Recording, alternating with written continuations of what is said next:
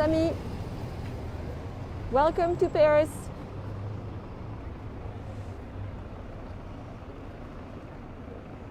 I am going to wait a few seconds for people to join in.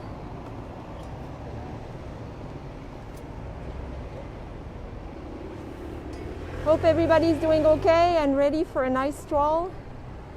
The weather has been very nice today, a little chilly but quite sunny. Clouds are coming in, but we enjoyed it while we could. You can see the glorious Pantheon building all lit up in the sun. I know many of you probably recognize the street. I am on Rue Soufflot in the 5th arrondissement. Bonjour à tous, welcome, welcome. I am going to start walking. I know you like to follow with street names. Let's see, can I show you this one? Yes, Rue Soufflot. Here we are. So we are in the heart of the Latin Quarter, in a pretty monumental part of the Latin Quarter actually. Rue Soufflot is named after an architect. An architect that is an iconic architect. It seems I have connection problems, so I'll keep walking. Could you confirm that the sound and picture quality is good for you, please?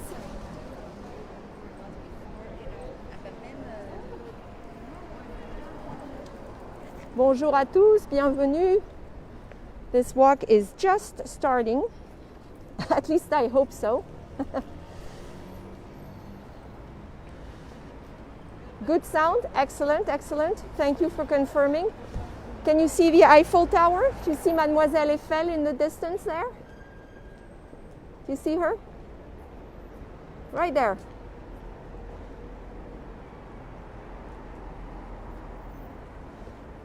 Okay.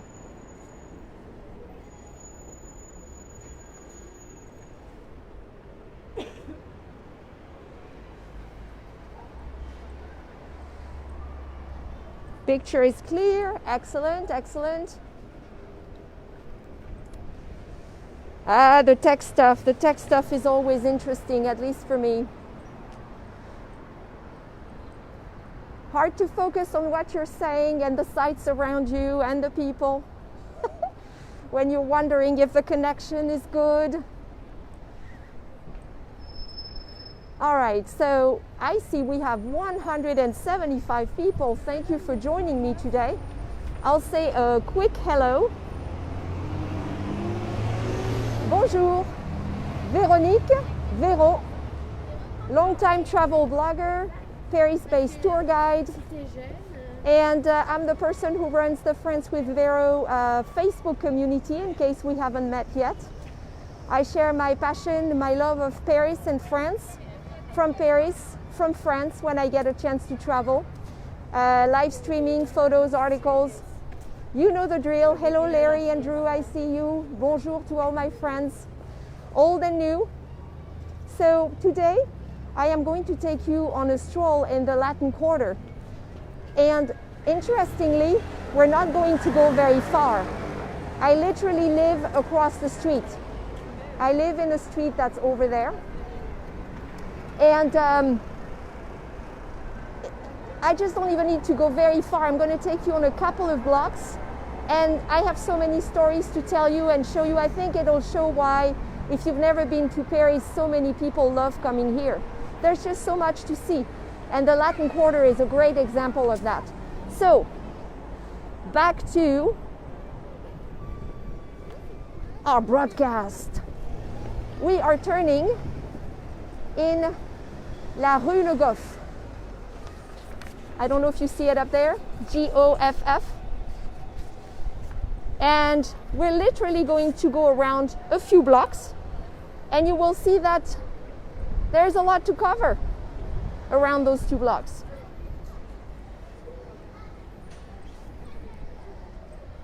Beautiful architecture. A lot of it dating back to the 19th century, in this section at least. I apologize if I don't answer all your comments as I live stream. It's hard to do, especially when my glasses fog up because of the face mask. Now, the first building I'd like to show you is this one.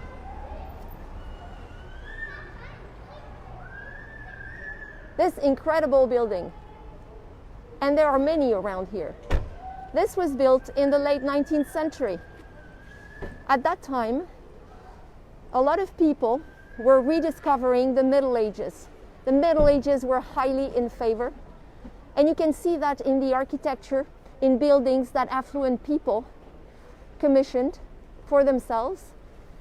I mean, if you look at this one, I'll get closer without getting run over, always a challenge. Look at this door.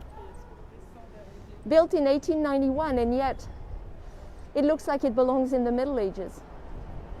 Details all over the facade, the carved facade, just beautiful. And of course the bay windows that were in favor. I'll step back so you can see it better. The bay windows that were in favor in the 19th century. Let me turn around. Let's see. How about this? You see them?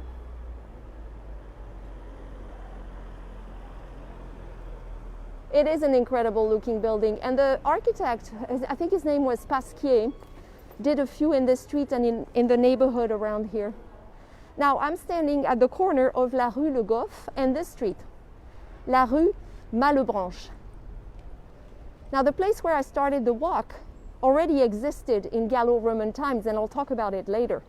But for now, I'm going to take you on a little stroll and show you this street, for example, La Rue Malebranche, dates back to the 16th century. And it has a very interesting aspect. Do you see these stairs? That's because in the Middle Ages, several French kings surrounded Paris, protected Paris with walls. On previous walks, we have talked about Philip Augustus, the king who went to fight in the Crusades, and so he protected his city in the late 12th, early 13th century by a wall, and you can still see traces of that wall all over the city, including here in the Latin Quarter. And then another king came in the 14th century. His name was Charles V. He's the king who decided French kings would move to the right bank, and they left the Ile de la Cité, and he expanded on the walls that Philip Augustus had built. Well, this whole neighborhood here kind of sat alongside what they called les fossés, F-O-S-S-E-S, they were the pits outside the walls, which is why from an architectural standpoint or a logistical standpoint, it was not easy to carve out a street here. Yes, I see that. 240 viewers. Thank you so much for being here. I hope you enjoyed the stroll. There will be some history, some architecture, a lot of Parisian sites as well. This is street art, my friends. I don't know if you know this artist. He's been around for a few years. And because we are in the Pantheon neighborhood, and the Pantheon is this building that honors great French men and women, a couple of years ago he had an exhibit in the Pantheon where he featured some of the men who had contributed to French life in a significant way and had been pantheonized afterwards, which means their ashes or bodies were eventually taken to the Pantheon, which is one of the highest tributes you can get in France. This man here is one of them. His name was Mirabeau, M-I-R-A-B-E-A-U. Very smart man, very eloquent, very ugly too, the legend says. And Mirabeau played a very important part during the French Revolution. He was actually the first man to be pantheonized in 1791, so 2 years after the French Revolution broke out, because he died at the beginning of it. And interestingly, he was also the first one to exit the Pantheon, because once the King of France, Louis XVI, had been tried, they find in his personal papers correspondence he had exchanged with Mirabeau. So Mirabeau, who was one of the lead revolutionaries. Bye-bye Mirabeau, I'll keep walking. Mirabeau had also had a very close relationship with the king, Louis XVI, during the revolution. And he had helped the king, he had worked with him as an advisor. And so they literally, 4 years after they Pantheonized Mirabeau, they took him out of the Pantheon, just like that. Now, as you know, when you walk in Paris, you get to see beautiful doors. And many people love the doors of Paris. We have quite a few here. Remember, I said the street dates back to the 16th century. Not to say these facades are actually 16th century, but this is a very old street.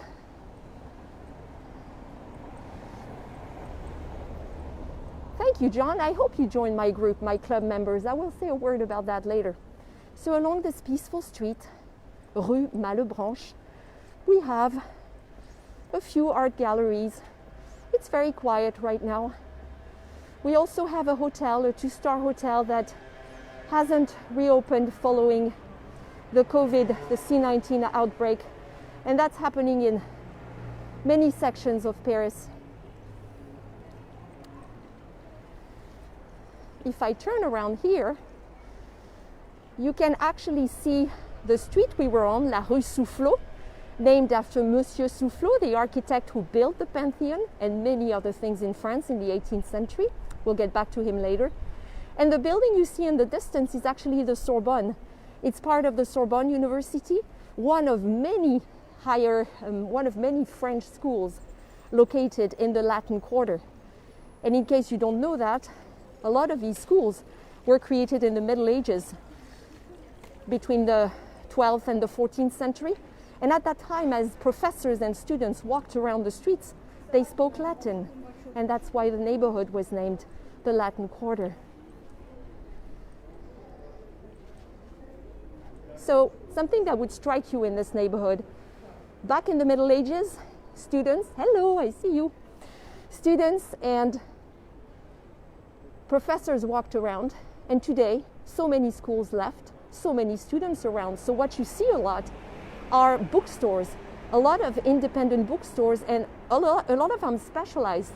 This one says La mémoire du droit, the memory of the law. The law school is very close to here. We'll see it a little later. There are so many of these bookstores. It's actually pretty incredible. And you see, of course, a lot of students sitting outside at cafes and eating at cheap restaurants, and you see special menus for students. I see we have 245 people almost. Thank you so much for joining the walk today. We are crossing a street, a major street. You see its name? Rue Saint-Jacques. This street, if I turn to the left here, and if I followed this street all the way down, you'll see it better in a second when this group has gone by, I would reach the Seine River. It's a very long street, and it's been around forever, since the Romans arrived here in the 1st century before Christ and colonized, for lack of a better word, this part of Europe, including what we know today as France. And this was one of the major roads they built. They called it in Latin a cardo maximus. So Saint-Jacques is one of these major streets that already played a big part here more than 2,000 years ago, which is quite incredible when you come to Paris to realize that. We are entering La Rue des Fossés Saint-Jacques. La Rue des Fossés Saint-Jacques. You see it? Now, this is going to be an interesting little neighborhood. A few things about what we see here. There is a cafe around the corner, a restaurant, as you can see, and I will show you what they have had to do to set up a terrace. Because of COVID, it's been really hard for restaurants. They've had to use their outdoor space a lot, and some of them have built makeshift terraces that kind of stroll out into the street and on former parking spots, and the city, of course, agrees with that. But sometimes it doesn't look too good, so it depends. Now, what I'd like to show you, if I can, let's see. Do you see the sign, Rue des Fossés Saint-Jacques? You have the street sign that you know, the typical Parisian street sign with the blue color and the green around it. Ay, ay, ay, so loud. This dates back to the 19th century, the Second Empire, but above it, you see the name of the street carved out in the stone. And this is something they did in the 18th century to start labeling or naming the streets. But during the French Revolution, you may remember that everything that smacked of royalty or religion was a big no-no. So our die-hard revolutionaries were so convinced they wanted to get rid of both that they went out of their way to remove the word saint from a lot of the street names. So what you see carved in the stone is the same name of the street. It says Rue des Fossés, which is spelled a little differently, and then ST for Saint-Jacques. Well, the ST had actually been scratched out, removed during the French Revolution at the end of the 18th century, and it's been added recently, you can tell. So you'll see that in other places, whenever the word of the street involves the word saint, then sometimes it's just scratched out, it's missing. Back to modern day Paris, 2021. Here is 2020, we're not, I guess I'm in a hurry to get to 2021, can you blame me?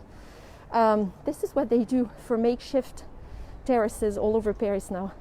See how they built up this little stage so they can have a few tables outside because they just don't have enough space indoors and people prefer to sit outside. So it's going to be interesting to see what happens in the winter.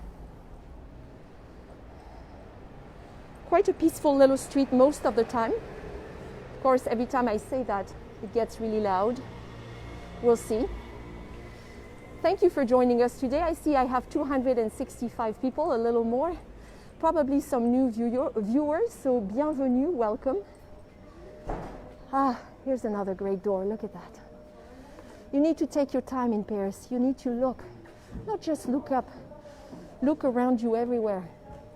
Here's a great door. This is an old building. What I love is the sign. I have a thing for signs. Now, you can see the sign says, this is a very old sign. It says that somebody worked here and was a brocheur.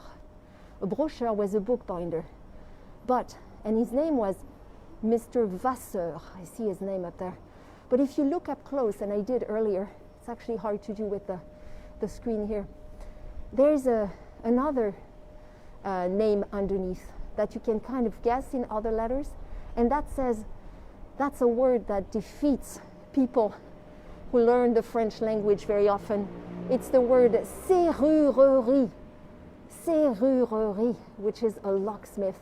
So this door, at some point in time, was a locksmith store, then a bookbinder store, and today it's neither, I'm guessing. And if you want to see how serrurerie is spelled, I'm going to show you in a second. Here's a store that sells, it's more of a consignment store, I guess. Bonjour, monsieur. Bonjour. I went inside the other day. She has some nice things. Let's see. A lot of construction on the street, and that's a shame because the building that's entirely in scaffoldings now is actually a beautiful building I wanted to show you, but I guess it'll be for another day. Construction is ongoing in Paris at all times. And because life stopped for a couple months, of course, we need to make up for lost time now. Lots of construction.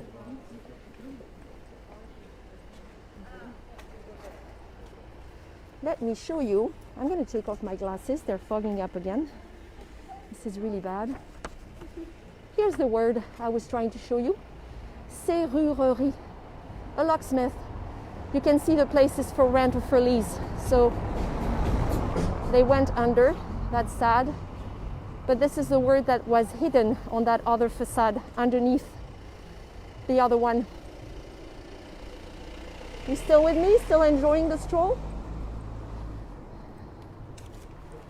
Bienvenue, welcome if you just joined us. My name is Véronique Véro.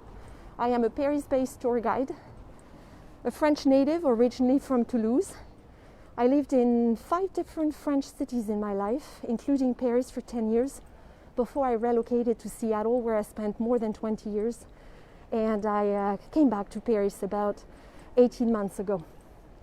And this is where I live now.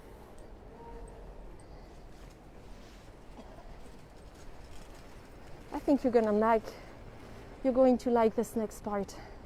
We are still on la rue des Fossés Saint-Jacques, where we started just a little earlier. I'd like to turn around because there is glorious light on the Pantheon. You know how in many sections of Paris people look for the Eiffel Tower? Here on the left bank, people like to get sightings of the Pantheon. It's a massive building. We'll get closer later.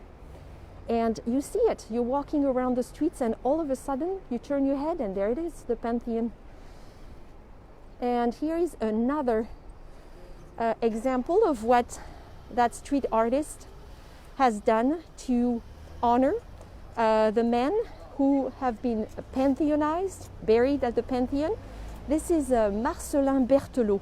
You may not know his name, but he was a scientist and a politician in the 19th century who played a very big part in helping organize the French public education system.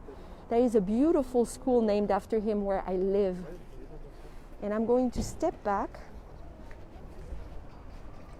without falling in the middle of the street and show you something some of you are already familiar with. We are looking at the coat of arms of the city of Paris. And the Paris motto, which is fluctuat net mergitur in Latin, which means tossed by the waves but doesn't sink. You can see it's a boat, and on top of it are several fleurs-de-lis, as well as the walls of the city. So there are different representations of it. This has been around roughly since the 16th century, but the motto only became the official motto of Paris during the Second Empire in the late 19th. Why it's important is because the ship that you see is not a warship. It's a ship that pays a tribute to the part the Seine River has always played in the history of Paris. You may know that before the Romans showed up here 2,000 years ago, there was a tribe of fishermen known as the Parisis who lived on the Ile de la Cité, and they lived off of the river. And so the river has always played a central part. There were ports all along the Seine River, and eventually the merchant guilds, the people who controlled the traffic on the Seine, became extremely powerful. In the 14th century, they were so powerful that they rebelled on a couple of occasions against the king. So the coat of arms, I guess, is a direct reminder of the role played by the Seine and all the trade that's been done on the river. And even if today you see more tourist boats, or you used to, than commercial barges and boats, the Seine still plays a very important part in the economic life of France. We are now rue des Fossés Saint-Jacques, toujours, still, and we are on a darling little square, which I'm going to show you.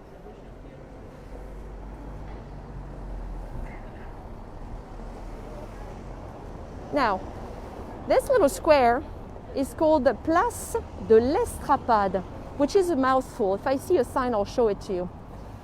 Estrapade is spelled E-S-T-R-A-P-A-D-E.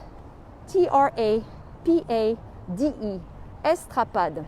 Well, I want you to picture this place in the Middle Ages. In the Middle Ages, this square, this lovely, peaceful little square, was used as a place to torture people who had acted badly. So thieves, deserters, and in the 16th century during religious wars, Protestants were tortured here with, what should I call it, a ritual known as l'estrapade. Do you know what it was? Well, l'estrapade was a way of, they would build a really high post with a pulley system. Then, if you were guilty and needed to be punished, they would tie your arms behind your back with a rope. They would then hoist you all the way up the post, very high above ground. And all of a sudden, They would let you fall down, but would never let you hit the ground.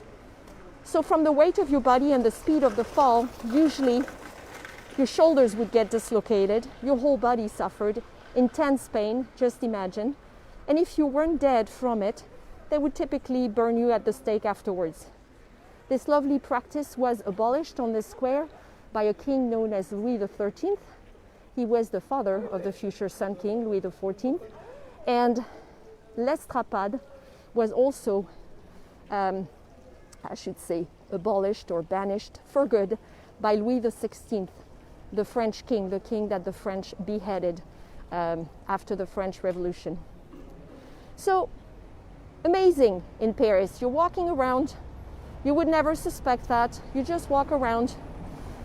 And my advice would be the best way to learn in Paris is to just walk around and look at street signs and look at names and look them up. And that's how you learn a lot of stuff. Some people ask me, where do you learn all these anecdotes? Well, there are different ways you can learn, but one of them is to actually look up the names you see on the streets. There's beautiful architecture here. I know, it's an interesting story, isn't it? Who would have guessed when you see how civilized it looks? Now, usually, this beautiful Café de la Nouvelle Mairie, which is a popular joint for locals, both as a cafe and a restaurant, is open, and they have tables outside. Not quite sure why they're closed.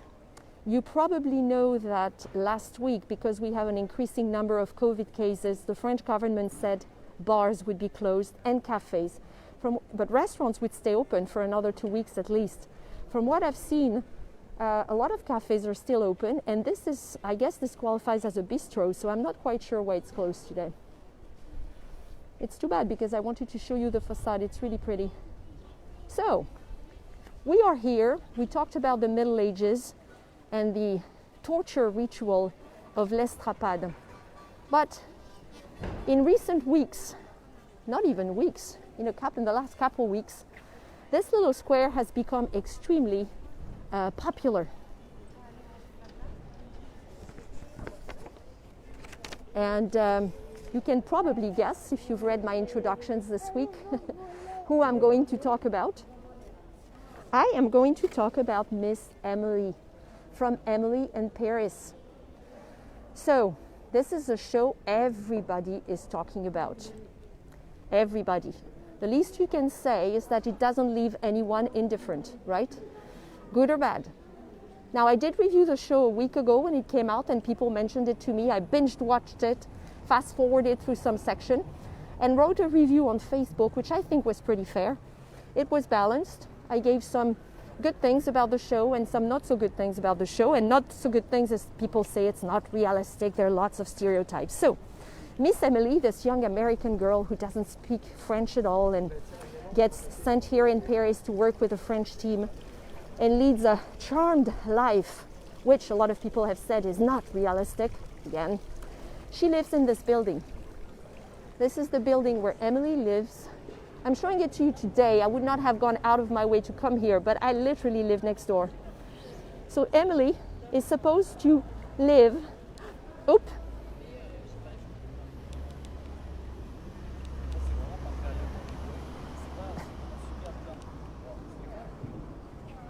Can you see or not? Nope.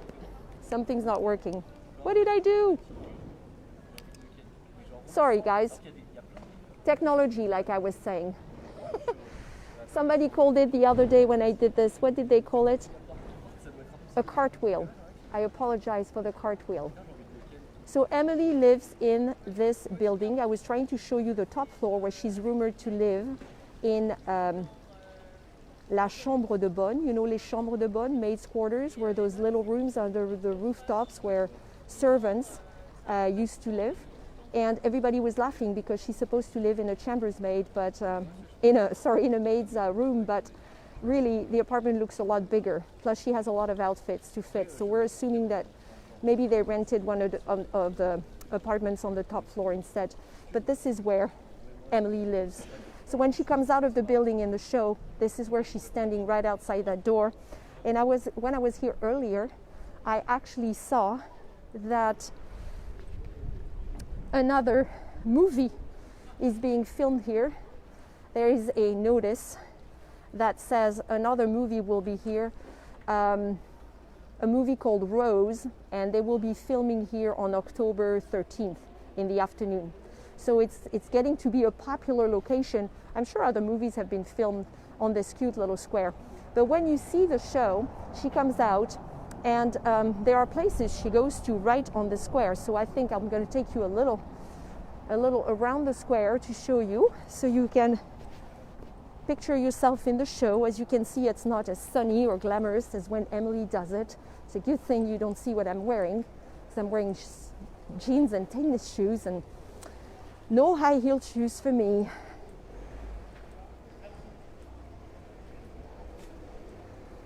And I'm going to get run over. Voilà, merci monsieur. So, I've noticed some people are already showing up to take photos of the square. This morning there were a few Asian girls who were here, and they were taking photos, immediately posting them on Instagram. And I predict that when tourism picks up in Paris, this will become a very popular place on Instagram. So for now, let's look at the restaurant. You may know that our young Emily has several love interests in the show. One of them is handsome Gabriel, who is her neighbor, who lives right below her in that building. And this is in fact an Italian restaurant. In the movie it's called Les Deux Compères, ou Deux Compères, the two buddies, the two friends, but it is in fact an Italian restaurant. It's right here outside her building. And then another time she goes to the boulangerie. Now, I love this. They would have never shown this in the show. This is what the boulangerie pâtisserie looks like when it's closed, and this is the real Paris. But I'm guessing they would have not shown this. I can see the sign needs work over there. The pâtisserie word is gone. This is actually a historical monument of France, this facade, and it's protected. It's a lovely store inside, but Emily has an encounter with a not so friendly boulangère, and she still buys un pain au chocolat and steps outside and has an orgasmic experience when she bites into a pain au chocolat for the first time. We do understand. And then there are other scenes where you see her having breakfast with her girlfriend, I believe, and that would be at the restaurant that's closed today, au Petit Café de la Mairie, au Café de la... I think I inverted the name, but you know which one, I just showed it to you.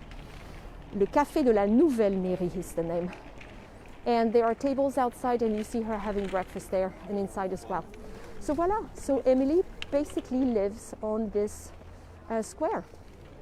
And when you come back to Paris, you can come and see it. I just want to give a little warning to the people who've never been to Paris.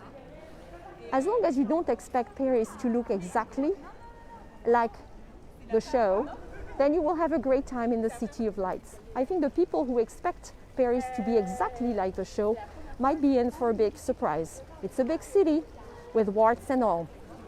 This being said, I think the critics of Amélie in Paris have been way too harsh with her. So harsh that it's starting to turn into bullying a little bit. And even if the French were not quite happy with the stereotypes, some of them were funny about mocking the show on Twitter.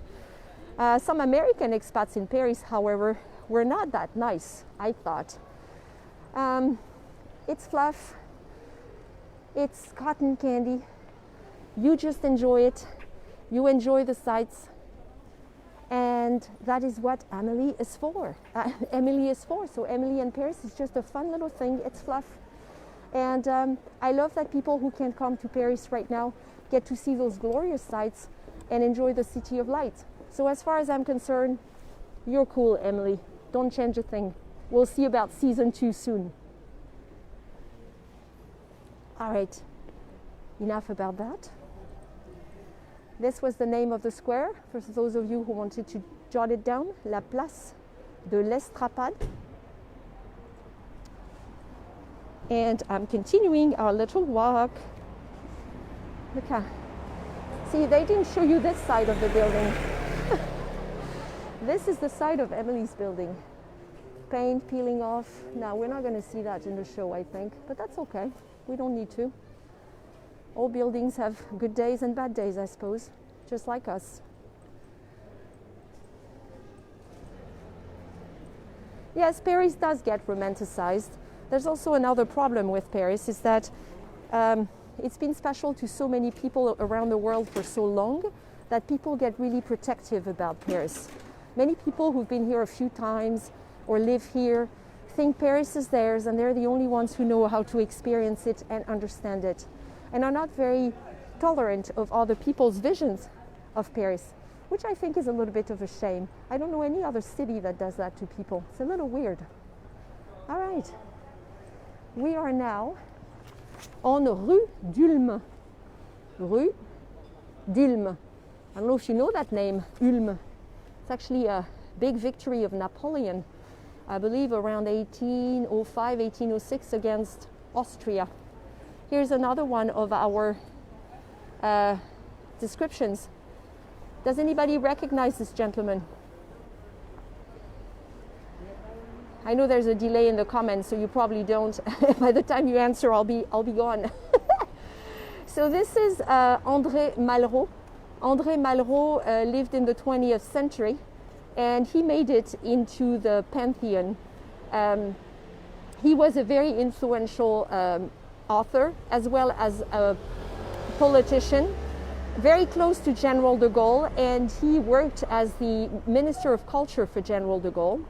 And as such, he pushed some groundbreaking legislation, the Malraux laws, that helped France protect its heritage, not just in Paris, neighborhoods like the Marais that looked really grim that could be saved, but all over France.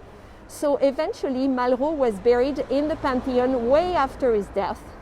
And I love that they put him, here's the Pantheon, he's not very far from where he's buried. You know, the street artist did this. He did this exhibit at the Pantheon 2 years ago, and he also put these all over streets in the 5th arrondissement, in the Latin Quarter, because he wanted the French who don't necessarily go inside the Pantheon to reconnect with all these great men and women, and to put a face on their names. Now, I like that Malraux sits across this gentleman. I don't know if you recognize him. He's usually represented with a hat and a scarf, a beautiful hat and a scarf, signature style. His name was Jean Moulin, and Jean Moulin is, everybody loves Jean Moulin, everybody respects Jean Moulin. There are only good stories about Jean Moulin, but it's also a very tragic story. Jean Moulin was a very brave man who, during World War II, worked to unify the French resistance. He worked for the General de Gaulle. He met him in London during the war, and he came back, took enormous risks, was based in Lyon to organize the French resistance. Unfortunately, he was eventually betrayed, arrested, tortured, and died on his way to Germany in 1943. 20 years after his death, General de Gaulle did not forget his help, and Malraux, the Minister of Culture at the time, also said, let's make sure that Jean Moulin goes inside the Pantheon. And so they got his ashes from the Père Lachaise cemetery, and Jean Moulin made it into the Pantheon in 1960, I would say 64 or so. And Malraux made a speech at the time that was extraordinary. You should look it up online. Malraux was a passionate speaker, and the speech he made about Jean Moulin was quite moving, and millions of French people followed it on TV, and Parisians were in the streets. It was a big thing. A little bit of 20th century history for you.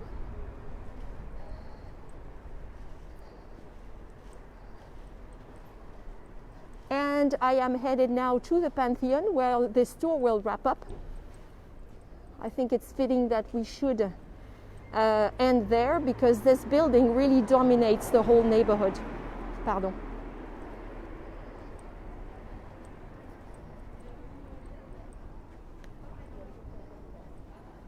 This is the square where we are arriving is called la Place du Panthéon, the Pantheon Square. And it is a very unique square in Paris in the sense that there are no trees on that square. If you go to other squares in Paris, you'll see trees, and this one only has monumental buildings, and I mean monumental buildings. It's one of these places in Paris where you feel really small. Here we are on the Place du Panthéon, and again, magnificent architecture. I need to step back a bit so you can see. Look at these buildings, so uniform, so beautiful. All these facades were built in the 19th century, and again, you see this trend in the 19th century. I showed you at the beginning of this walk where people were really into returning to the past, returning to the Middle Ages. So look at this door. Look at those two little characters here. Do you see them?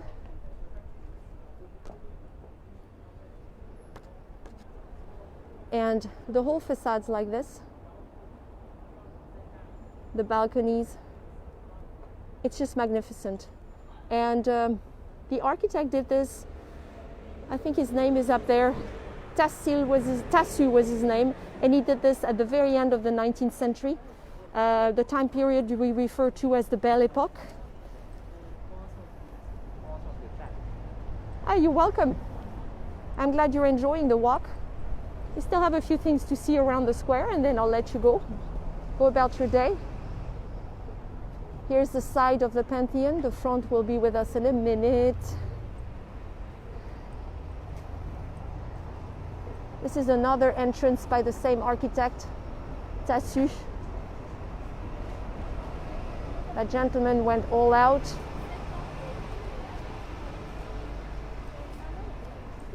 Let's see. Oh, some of you may recognize the hotel on the left, l'Hôtel des Grands Hommes, the hotel of the great men. The great men, i.e. the men buried at the Pantheon. There are women too, by the way. Over 70 men, 5 women. One of whom is the wife of the Monsieur Berthelot. I showed you his face earlier, the gentleman who played a big part in French public education. 2 other women were members of the French Resistance. Another one is Marie Curie, the scientist who won the chemistry Nobel Prize twice. And the last one is a lady I really respect a lot, Simone Veil, V-E-I-L, who died in 2017 and was brought to the Pantheon with her husband, which is quite unusual, in 2018. So France does have great women as well, even though the Pantheon doesn't seem to remember it sometimes. So let's stand right there and let me show you what I mean by monumental.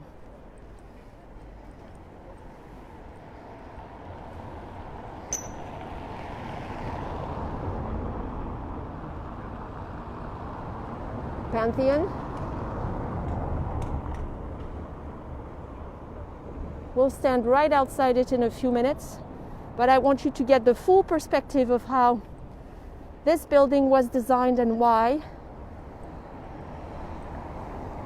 And Soufflot, the architect, we started on Rue Soufflot, which is the street we're looking at now. Soufflot designed also the start of the street. It took 100 years to complete the street and connect it to the other side over there where the Boulevard Saint-Michel is and the Luxembourg Gardens. But Soufflot built the street at the beginning. And you can see Mademoiselle Eiffel, the Eiffel Tower. Look at all these. Isn't that a nice perspective? Now, we are in 2020. Over 2,000 years ago, there weren't those buildings on the side. Where I'm standing, or maybe a little bit farther up over there, over 2,000 years ago, the Romans were here, and they developed the city they called Lutetia, Lutece, in this part of town. And this was the heart of the Roman city, known as the Forum. Big rectangular square lined with boutiques. There was a market, there was a temple as well, and there was a building where they could lead their judiciary their judiciary and political life. So the heart of Lutetia, the Gallo-Roman city, for several centuries, a long, long time ago, was right here where we're looking down the street. And then the Middle Ages came, successive generations, and then these big buildings popped up. The one you're looking at now is the City Hall of the 5th arrondissement. It was built to be symmetrical with the one across from it, which is the place where French lawyers get trained. La faculté de droit, the law school. You can see the motto, the French motto, liberté, égalité, fraternité, neoclassical style. This one, the law school, is older than the City Hall building. It was started when Soufflot started working on the Pantheon. And then they added the City Hall, which was improved upon several times, but you can see that they kind of look similar. In Paris, everything has to look just right and be symmetrical. As I said, this is a place in Paris where you really feel small. Just massive architecture around you. This beautiful building is a place where an old university of Paris, there were so many collèges or universities in this area back in the Middle Ages. There was a famous one here, but today it is a library. Library named after the patron saint of Paris, Saint Genevieve. Glorious building. It's closed for a remodel right now until the end of October. In the distance over there, you see the beautiful church of Saint-Étienne-du-Mont, which I'm sure some of you have visited. So a lot to see there as well. Beautiful church inside if you ever get a chance to go. And understand that we are sitting on top of that mountain they refer to in Paris when they say La Montagne Saint-Geneviève, the mountain of Saint Genevieve. It's not really a mountain, but it's one of the highest points in Paris. And the Pantheon basically sits at the very top. So let's step back here so you can see this glorious building.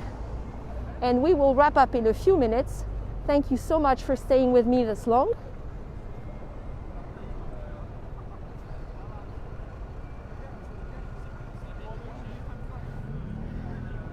All right, let's see if I can show you the Pantheon, even if it's not really straight. Now, you know, this section, very classical looking building. I urge you to book a tour of the Pantheon next time you come here. They have excellent guides inside. This building has history. I mean, the stories they will tell you about this building, you will not believe. This building has gone from being a religious to a secular building several times since the 17th century. And it was originally built as a church. And Soufflot was the architect in charge of building it for a king known as Louis XV, the great-grandson of the Sun King. He was sickly and had recovered from a very bad disease and said, if I recover, I will build a church to honor Saint Genevieve, the patron saint of Paris. He was true to his word. But then, of course, the revolution comes along and this, it can't be a religious building anymore. So every time they change their mind, this fronton, this part over there, the sculpted part, has been done 4 times.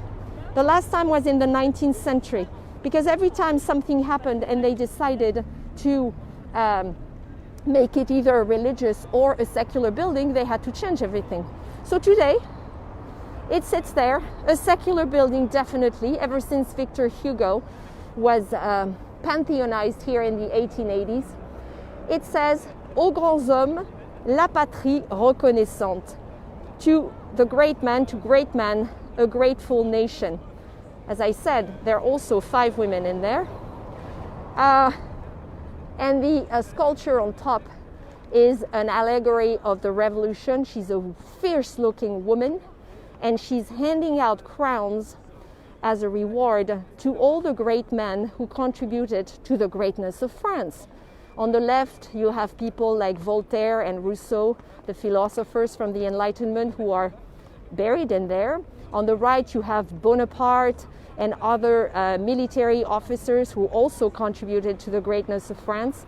But this is really one of the most incredible buildings in Paris. I mean, the sheer size of these columns. I hope this comes across on the video. And the sun, I love how the sun reflects on it right now. It's reflecting on it. It's very pretty. For such a big building, that is. So let's step on those steps so I can say goodbye to you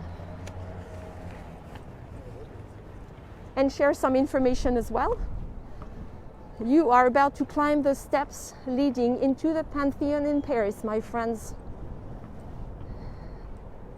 And here we go.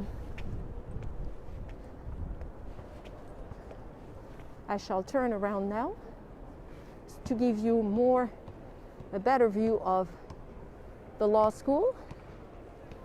La Rue Soufflot, which now connects this part of the Latin Quarter to the Boulevard Saint-Michel down the street, and behind it the Luxembourg Gardens and the beautiful Mademoiselle Eiffel in the background. On the left-hand side, the City Hall of the 5th arrondissement. And here we are, Paris at our feet, in the heart of the Latin Quarter. Not too bad, eh? Not too bad. So let me say a proper goodbye. I hope you have enjoyed this tour and this walk today. This was probably my third stroll in the Latin Quarter. So go back to the videos on Facebook or on my YouTube channel, and you will be able to catch the other ones as well. I'm still in the neighborhood for a few more weeks, thanks to the generosity of a France with Vero follower, Ellen, who's letting me use her apartment since she can't come right now. Thank you again, Ellen. I am really enjoying myself here. One last word. I offer a lot of free content here on Facebook, on Instagram, and on YouTube, thanks to the generosity of my club members. My club members join me on Patreon, and for a small amount, a small contribution each month, they help me create all this content, because I am a tour guide without tour assignments right now, and this is how I make a living. In return, they get many rewards, special events, exclusive photos and videos nobody else sees. Tomorrow, I will be welcoming them at my Parisian studio, east of Paris, and I will show them what it's like to live in a 265 square foot studio for more than 18 months, not just as a visitor, but the logistics of it. And we will have a Q&A afterwards, and I will answer a lot of questions from them. Talk about my plans as well, because I have some exciting things coming up. So consider joining me on Patreon, joining us on Patreon. I have more than 300 members now. Thank you so much to all of you who joined recently and those who have been by my side since I launched this business in April. You can look me up on patreon.com/FrenchGirlInSeattle. Thank you so much. I wish you a wonderful weekend, and I will see you very, very soon. À bientôt.